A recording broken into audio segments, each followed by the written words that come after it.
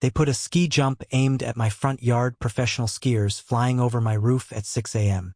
When I confronted the HOA president with her clipboard, she just smiled and said my property was the perfect landing zone. So I gave those skiers something to land in that they'd never forget. And that's how I brought down an entire HOA board with nothing but manure and determination.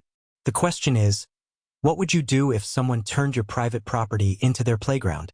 My name is Mark Winters, 48 years old, and for 12 years, my log cabin in Pine Ridge Estates has been everything I worked for. After 20 years in construction, I'd saved enough to buy this place as my semi-retirement home. 2 bedrooms, natural wood throughout, and a view of the mountains that makes every mortgage payment worth it.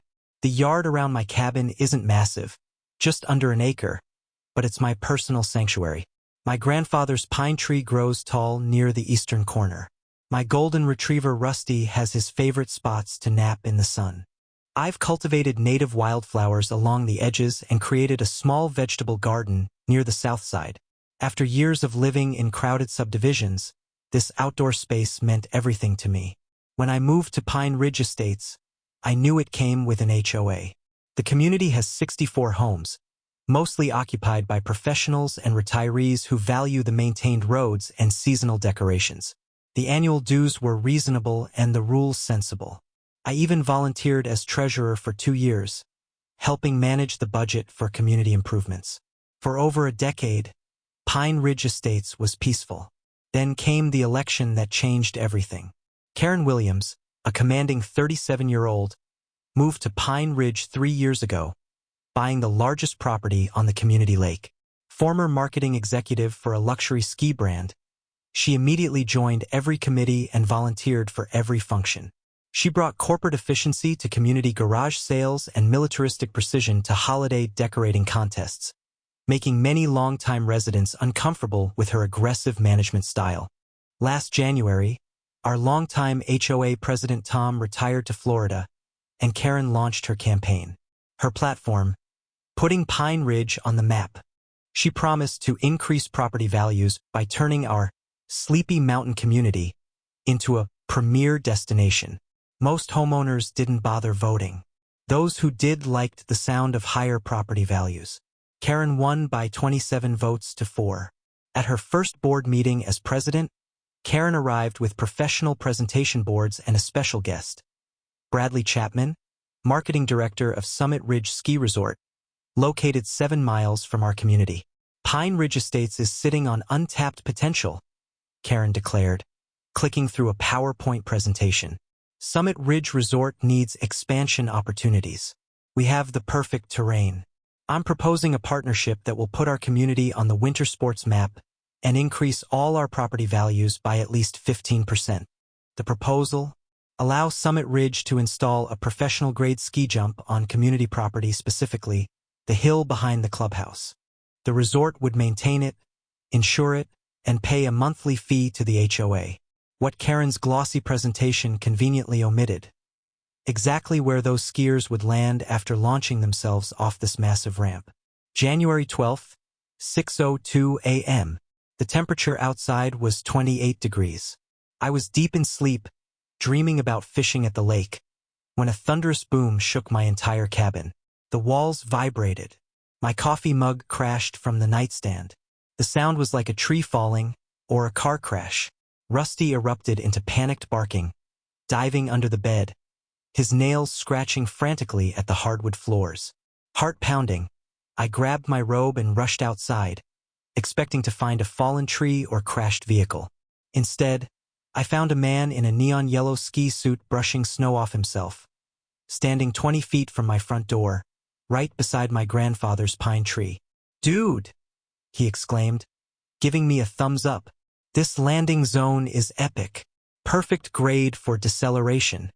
Before I could form words, he adjusted his goggles, clicked his boots back into his skis, and glided away, leaving deep tracks across my front yard.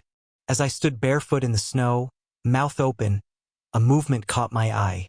Looking up, I saw another human projectile sailing through the morning air, arcing directly toward my property. A woman in a red ski suit landed with precision exactly where the first skier had been standing. She spoke into a microphone inside her helmet. Landing successful. Gradient is stable, and the snowpack is excellent. Clear for the next jumper. She noticed me standing in my robe and nodded casually. Morning. You might want to move, you're on the landing path. That's when I spotted it. A massive wooden structure now dominating the community, hill 200 yards away. A professional-grade ski jump, angled directly at my property. My front yard had become the landing zone. Still in my thick brown bathrobe and slippers, I trudged through the knee-deep snow toward the base of the ski jump, arms crossed tightly against my chest in barely contained fury. The morning sun was just beginning to illuminate the snow-capped mountains behind my cabin, casting long shadows across my violated yard as I approached. I spotted Karen standing in the landing zone, my front yard, clipboard in hand, dressed in a bright red ski jacket and ski pants, her confident posture embodying her complete disregard for my property rights. Behind her, the majestic pine trees that surrounded my cabin stood as silent witnesses to this invasion, their snow-laden branches perfectly framing the absurd confrontation that was about to unfold, exactly as depicted in the photos I would later use as evidence. She wasn't alone. A skier in a turquoise helmet stood beside her, both of them examining the tracks left in my yard exactly as depicted in the thumbnail picture. Karen was gesturing animatedly with her clipboard while the skier nodded along. I crossed my arms firmly over my chest as I approached them. Karen, what the hell is going on here?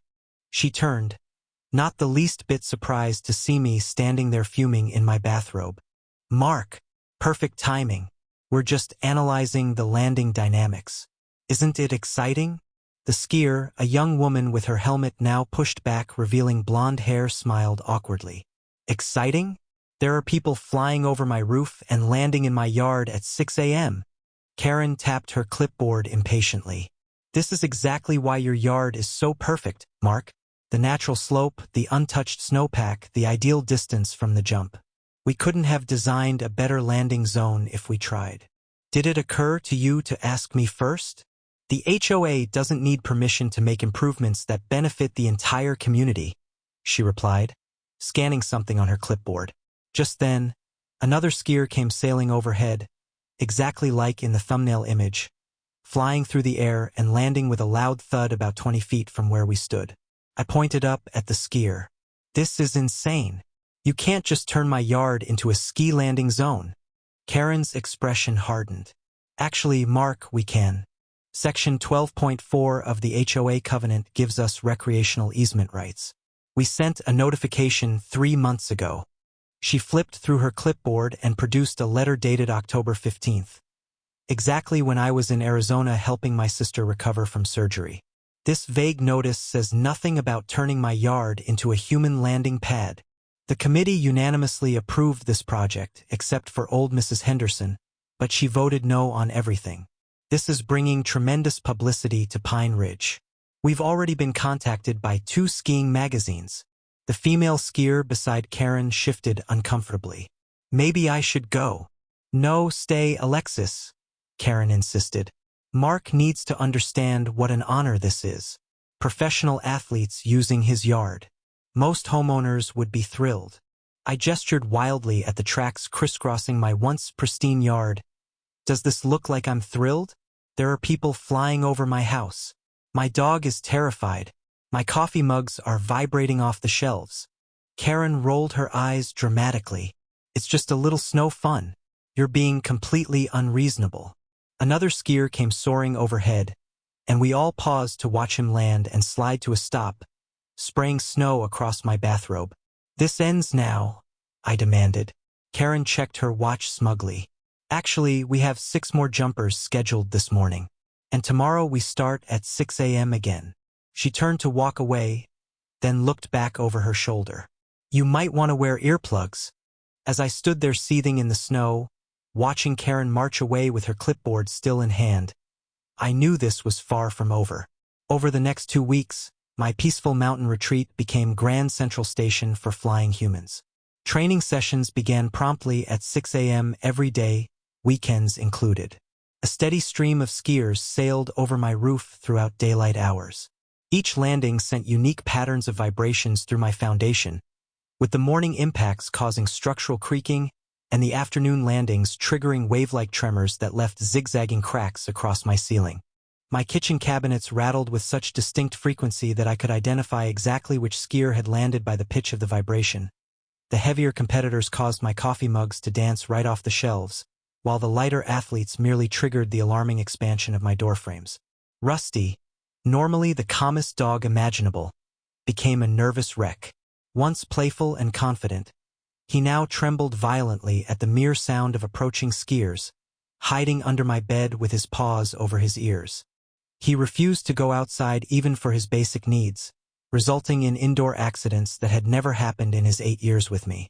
The vet prescribed anxiety medication after he developed bald patches from stress-induced overgrooming, comparing his symptoms to canine PTSD triggered by repeated environmental trauma.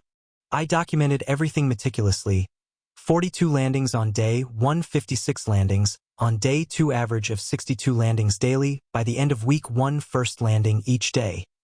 6:02 a.m. last landing, typically 5:58 p.m. seismic activity, measured with a phone app showing foundation vibrations before-after photos of new cracks in my ceiling and walls. I approached the monthly HOA board meeting armed with my evidence. Karen limited me to a 3-minute comment period, during which she repeatedly checked her watch. When I finished presenting my documentation, she had a ready response. Our partnership with Summit Ridge includes comprehensive assessments of structural impacts, she declared. Their engineers have confirmed that the vibrations are well within safe parameters for all structures.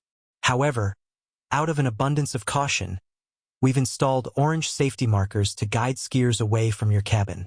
Those safety markers consisted of 2 small flags that did absolutely nothing to alter the landing trajectories. When I presented documented evidence of Rusty's deteriorating health, including video of his trembling and the veterinarian's official diagnosis of environmental stress-induced anxiety, Karen dismissively waved her hand. The HOA is not responsible for pets who are unusually sensitive to normal community activities. Perhaps you should consider rehoming him to a quieter neighborhood. Several board members nodded in agreement, one even suggesting I just get a cat instead. The vote was 4-1 to continue the program, with only Mrs. Henderson, my 72-year-old neighbor, whose late husband had been a respected veterinarian, passionately siding with me. "What's happening to that poor dog is nothing short of abuse by proxy," she declared, her voice shaking with indignation. "And if we allow this to continue, we're all complicit." After the meeting, Mrs. Henderson approached me quietly. "My Harold would have hated this too," she said, referring to her late husband. "That woman has gone power mad. Keep fighting, Mark." By the 3rd weekend, when I thought the situation couldn't possibly worsen, I experienced my first small victory. A young skier missed the landing zone completely, crashing directly into Karen's expensive SUV parked nearby, leaving a satisfying dent in her driver's side door. Her face had turned an impressive shade of purple as she tried maintaining her composure in front of the resort executives. My momentary satisfaction vanished, however, when I returned from grocery shopping to find my driveway blocked by 3 SUVs with out-of-state plates. Following voices and cheers, I discovered 20 strangers setting up folding chairs and coolers along the edge of my yard. "Excuse me," I said, approaching a man with an expensive camera and telephoto lens. "This is my private yard. What's happening here?" He looked annoyed at my interruption. "We're here for the aerial exhibition. Paid good money for front row seats." "Front row seats to what? This is my yard." A woman in her 60s wearing a fur-lined parka approached, directing her husband who carried a portable heater. "Sir, could you move your truck? It's blocking our view of the landing zone." She handed me a glossy brochure that made my blood boil. Pine Ridge Winter Invitational VIP Viewing Experience, $75 per person. Includes premium viewing location, hot cocoa, and commemorative photo with athletes. The HOA was selling tickets to watch skiers land in my yard. I called the local police, who arrived 30 minutes later. Officer Reynolds, who I knew from community events, looked uncomfortable as he explained that since the HOA had filed recreational use permits with the county, there was nothing law enforcement could do unless someone became disorderly. "Between you and me," he said quietly, "this seems like a civil matter. You might want to consult an attorney. That night, I couldn't sleep as car headlights swept across my bedroom walls until 9 p.m. The next morning, I found empty coffee cups, energy bar wrappers, and even 2 abandoned folding chairs scattered across my yard. When I called Karen to complain about the trash, she suggested I embrace the community spirit and appreciate the increased exposure for Pine Ridge Estates. "We've been featured in 2 skiing magazines already," she gushed. "Your yard is becoming famous." With trembling hands and little sleep, I consulted Patricia Goldman, the best real estate attorney in the county, my last hope for legal salvation. Her office walls displayed numerous awards for successfully battling overreaching HOAs and developers, giving me a momentary flicker of hope. After reviewing my documents, photos, and video evidence in complete silence for 15 excruciating minutes, she removed her glasses, pinched the bridge of her nose, and sighed deeply. "You have a legitimate case, Mark, one of the worst HOA abuses I've seen in 20 years of practice," she said, her tone shifting to one of reluctant defeat. "This is a clear overreach of HOA authority and certainly an invalid interpretation of the recreational easement clause. They absolutely cannot commandeer your yard like this. What they're doing is unconscionable. The problem," she paused, looking me directly in the eyes, "is timing and resources." "What do you mean?" "HOA litigation is complex and slow. We're looking at 6 to 8 months minimum before we'd see any meaningful court action. Filing fees, expert witnesses, and my retainer would run you at least $25,000 up front. Meanwhile, Summit Ridge has a legal team of 7 attorneys who specialize in nothing but recreation law. By the time we get a ruling, your yard will have been a ski landing zone for an entire season." "So I have no options?" "I didn't say that." Patricia removed her glasses thoughtfully. "Legally, we can fight this, and eventually we'd likely win. But that's months away. Off the record, sometimes creative solutions work better than legal ones." She gave me a knowing look. "Whatever you decide to do, just make sure it doesn't cause physical harm to anyone. That would undermine our legal position." As I left her office, my phone buzzed with a community alert. "Exciting news! Summit Ridge extends jump hours to include evening exhibitions under floodlights, 6 a.m. to 9 p.m. daily." I sat in my car, gripping the steering wheel until my knuckles turned white. The legal system would eventually help me, but not before my home, sanity, and dog were completely ruined. That's when I had my epiphany. If I couldn't beat them with lawyers or reasoning, I'd beat them with creativity.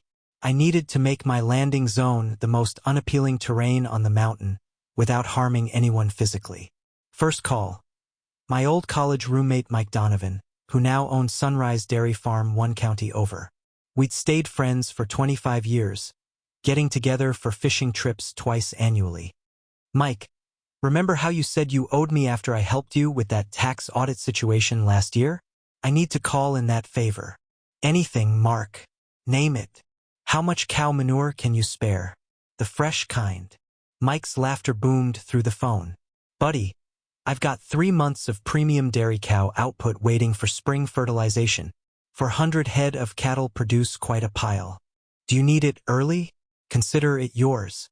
How much are we talking about? How much does it fit in a dump truck?" "About 6 cubic yards per load. But why? I need for trucks, delivered after dark." And Mike, this conversation never happened. Second call. Green Valley Landscaping, who maintained the local golf course. The owner, Joe, had done some work on my property the previous summer. "Joe, you mentioned having excess wet hay and yard waste from the winter groundskeeping. I'd like to take it off your hands." "All of it." "All of it? That's like 6 truckloads, Mark." "Perfect. Can you deliver after 8 p.m.? And I'll pay extra for your discretion." Third stop. Mountain Hardware for industrial strength tarps, rubber boots, gloves, and respirator masks. The clerk raised an eyebrow at my unusual combination of purchases. "Doing some serious cleanup?" he asked. "You could say I'm preparing a special welcome mat," I replied. Final move. A discreet email to my neighbor, Mrs. Henderson, explaining my plan. Her reply came within minutes. My herald would have approved completely. I'll make sure my grandchildren stay away on Thursday. Good luck, dear. I may watch from my upstairs window. For 3 nights, I worked under cover of darkness. Mike delivered 4 truckloads of what he cheerfully called nature's finest harvest fresh manure from his dairy operation.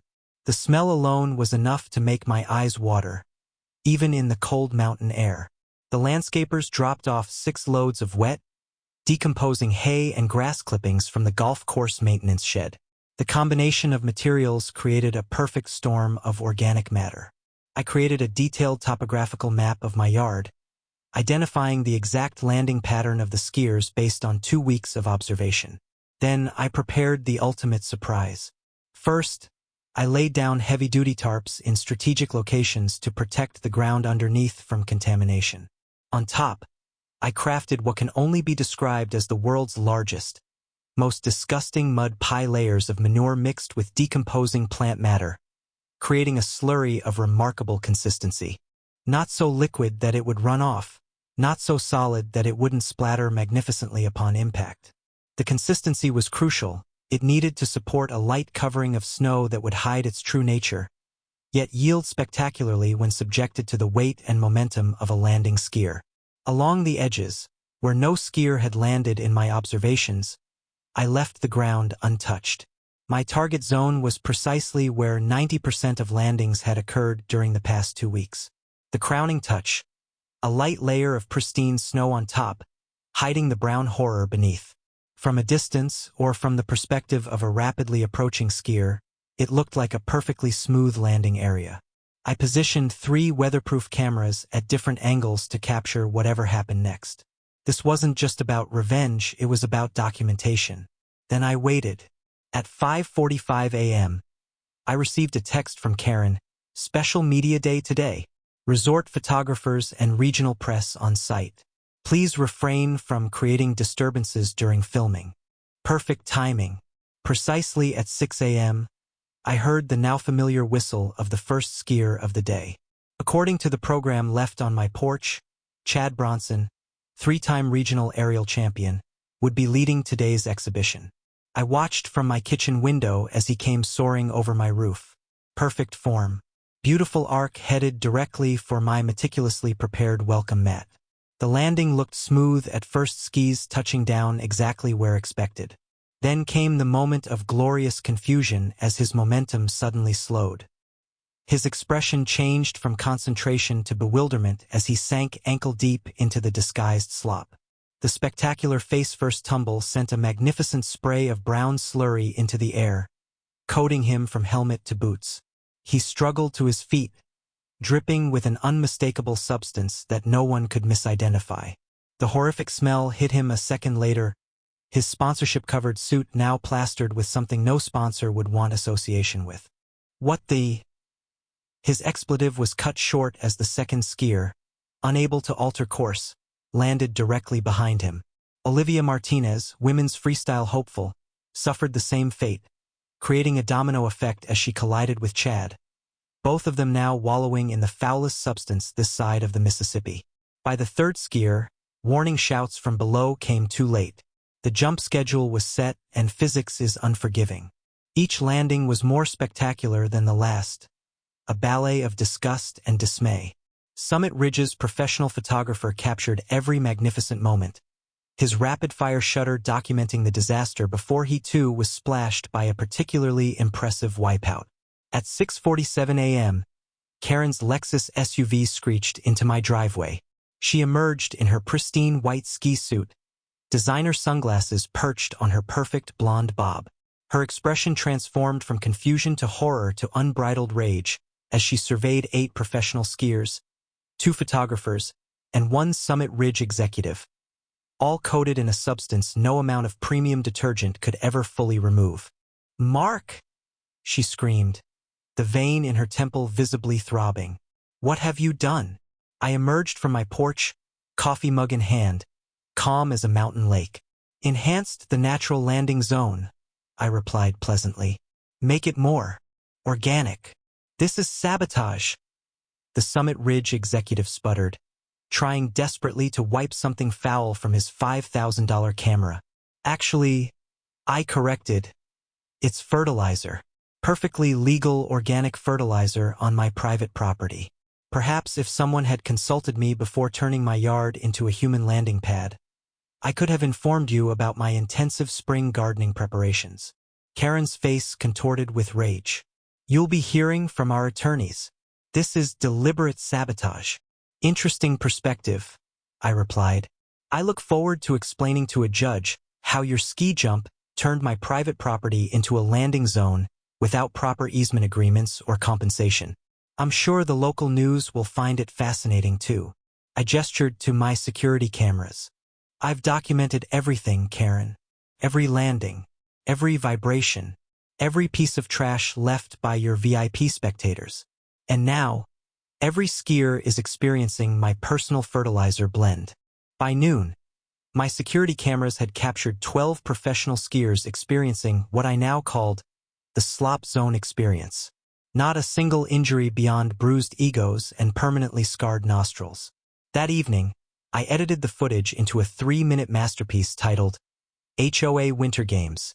Episode 2. Welcome to the Slop Zone. The caption read, "When your HOA turns your private property into a ski landing zone without permission, sometimes nature must take its course." It went viral within hours. Local news picked it up by dinner time. Regional by bedtime. National morning shows featured it the next day with headlines like, "Man defends property against HOA ski invasion with ingenious manure moat," and "HOA overreach leads to crappy situation for professional skiers." The HOA emergency meeting that evening was standing room only. Every homeowner in Pine Ridge Estates attended, most of them filming on their phones as Karen, red-faced, demanded I pay for cleaning 12 professional ski outfits, equipment, and emotional damages.